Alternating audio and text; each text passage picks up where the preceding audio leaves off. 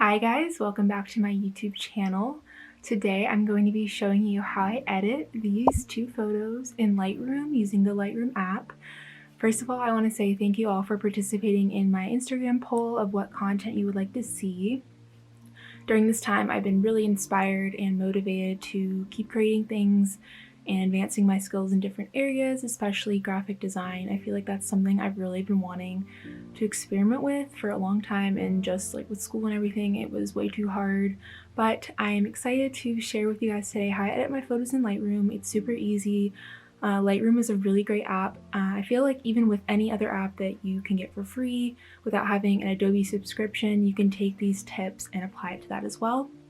I've recently been experimenting with a different editing style, trying to make my Instagram feel more light, airy, sort of like a vintage grainy feel. I don't exactly know what to call it, but I just love trying new things and experimenting with editing.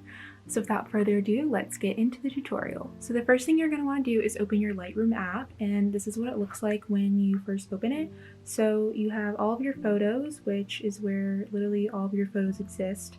But when I'm working on a certain collection or project, I like to separate them into albums. And you can do that by clicking on this little plus sign here and doing create an album. So for the sake of this video, I created a tutorial album. So I'm going to click on that, and the two photos are here. So I'm going to start with the photo of myself.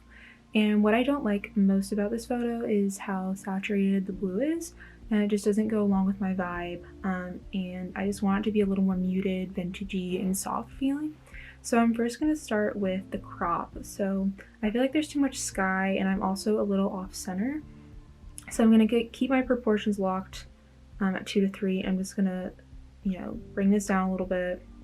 I'm going to center my face with the middle grid, and you can sort of see how it appears when you hold down your finger. That looks about straight to me. I'm trying to align it with my nose. That's a good tip, is to use your body proportions to center your photos or crop them correctly and make it look very organized and cohesive. So I'm going to keep it like that. And the first thing I'm going to go into is the light.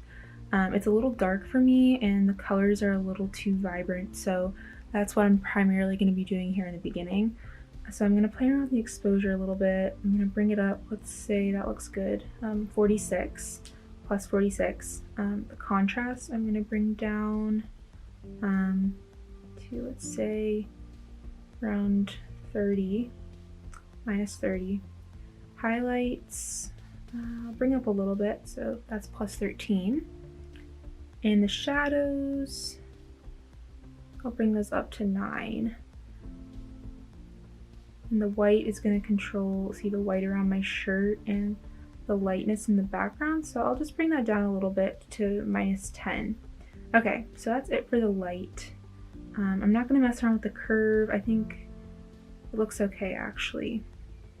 So the color section, which is next to light, is where all the magic happens. This is what differentiates your photo from a lot of other editing styles, and this is what makes those colors look the way they do on my feed. So I really want to go for a warm feeling, so I'm going to play around with the temperature first.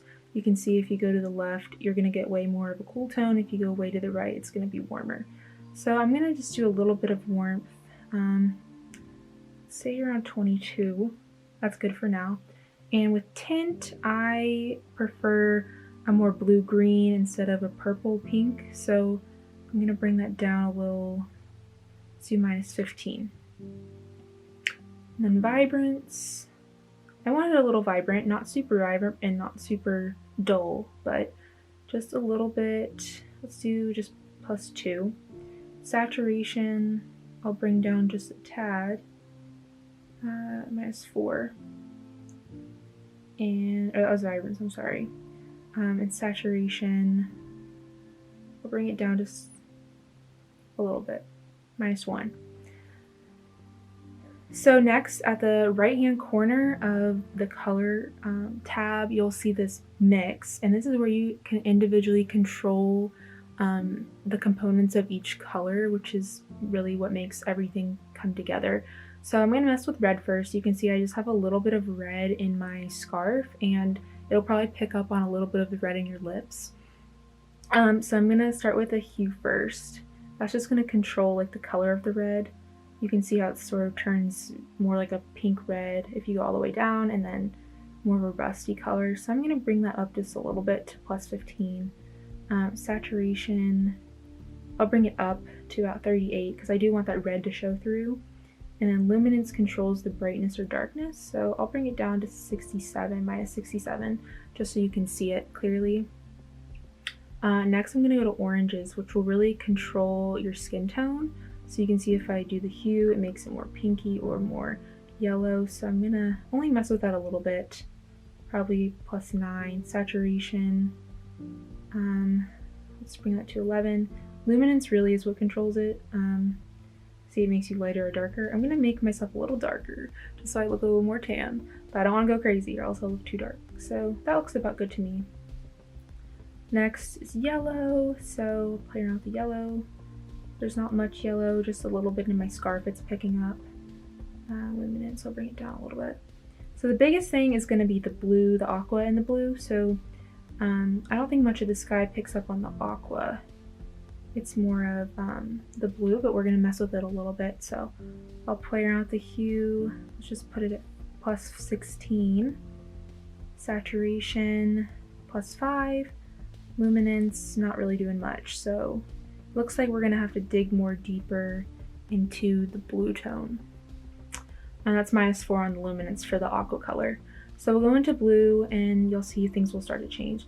So I really like more of a blue-green sky, just not so purple. So I'm gonna go down, let's see, so it's starting to get more turquoise. So I like it around, say, -30. Saturation I'm going to bring down a lot to -17 to sort of make it more to make it softer. And then luminance I'm going to bring it down because I don't want it blown out white. I'll bring it down to -22, and I'll actually bring the saturation down a little bit. Oops. Bring it down to -29. And I don't have to mess with any of the purples or anything. So I'm going to close out of that, and next I'm going to go into effects. And so if I do texture, it's going to start to pick up the texture on my face and in my hair. So we'll only do a little bit of that, maybe -7. Clarity a little bit. And then I love playing around with the grain. That's sort of what makes it look very vintagey. So I'm going to bring the grain up to 53. And the size is what controls like the visibility of the grain. And I like mine around 25. And that is about all I do. So in Lightroom app, if you just hold your finger down on the screen, you can see the before and after, and you can see how drastically different that is. And so say you really like how you edited this photo, you can click on these 3 dots in the top right hand corner, and you can click create preset. So I'll make this one tutorial edit. Save. It saves all of the edits you did, and when you go to another photo that has a similar environment, you can click those dots, those 3 dots on that photo, and you can or actually, my bad, if you're on that photo, you can scroll over to presets, and you can scroll and see all your presets, and you can choose that preset that you made. Also, an easy way is you can do the same thing by doing copy settings and paste settings, and you can paste them onto other photos, but it's honestly easier to use a preset just because it's literally like it's on the app and it's just easier to select it. So that's it for the first photo. I'm going to now show you how to edit the second photo. So the second photo is quite different because it has the grass in it, which I wanted to show you a different scenario instead of having a blue sky. So this is my friend Jackie. She looks beautiful as always. She doesn't need much editing. I'm just gonna edit the grass around her. So I really want to create like a muted green grass, and I want to bring out the yellows a lot and give it that warm vintage feeling. So I'm gonna start, I don't think it needs any cropping really. I really like how she's positioned in this photo. So I'm gonna go right into the light. I'm gonna play around with the exposure. I'll bring that up to +58. Contrast, I'll bring down to -20. Highlights, let's bring them down to -30. Shadows, we'll keep those at -20. Whites, +4. Blacks is okay, we don't need to mess with that. Really, it's all about the color. So I'm gonna go into the temperature. I'm really gonna brighten this up to 23. Tint, I'll bring down -5. Vibrance, I'll bring just down a little bit to -4 or 5.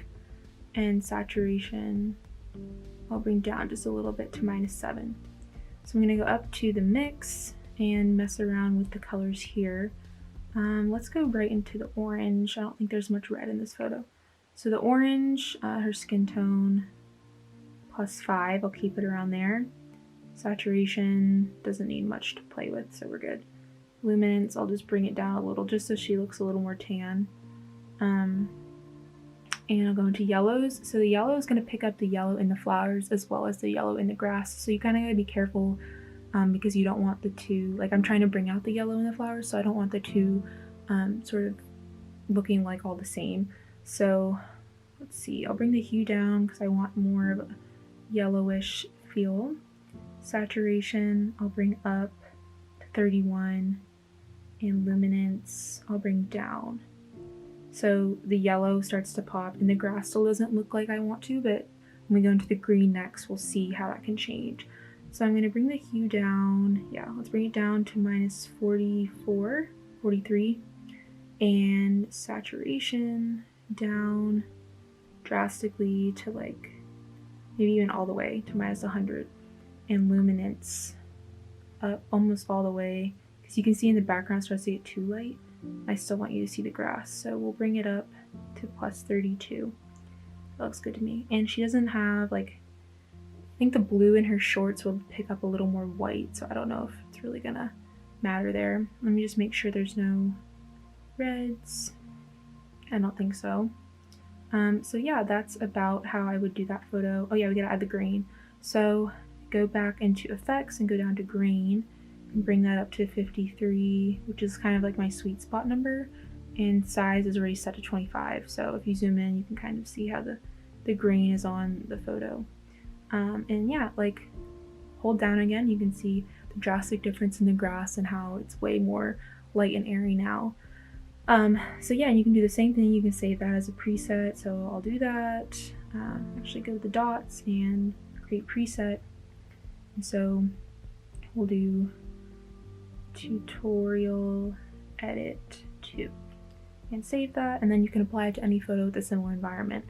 And I just want to say, like, these edits and these presets aren't going to look the same on each photo. I realized that I've had multiple photos with this guy, and even using the same preset, it comes out a little different because of the lighting conditions and the time of day and everything. So just be aware of that. Like if you create a preset, you might have to tweak it depending on the photo. And I also forgot to disclaim, like, this is my own editing style. You may have a similar or different workflow to me. This is what works for me. I am by no means an expert. This is just how I learned. Also, there is a Lightroom desktop app, which I know as well. And so if you want to become more advanced and learn how to do these edits on your computer, let me know below and I can definitely make a video on that. I just felt like starting out with the app would be easiest because it's most accessible for most people. So yeah, I hope you guys enjoyed this video. Please let me know what you thought, like and subscribe below, of course. I do have some more videos planned, such as how I edit my renderings for architecture, and also maybe starting to jump into some graphic design things like how I create hand-drawn wallpapers and resumes, that sort of thing. Just let me know below if you have any ideas. It really helps me out. I feel really inspired, like I said, during this period of time, so I just want to keep creating. But yeah, thanks for tuning in this video. I hope you liked it, and I'll see you guys next time.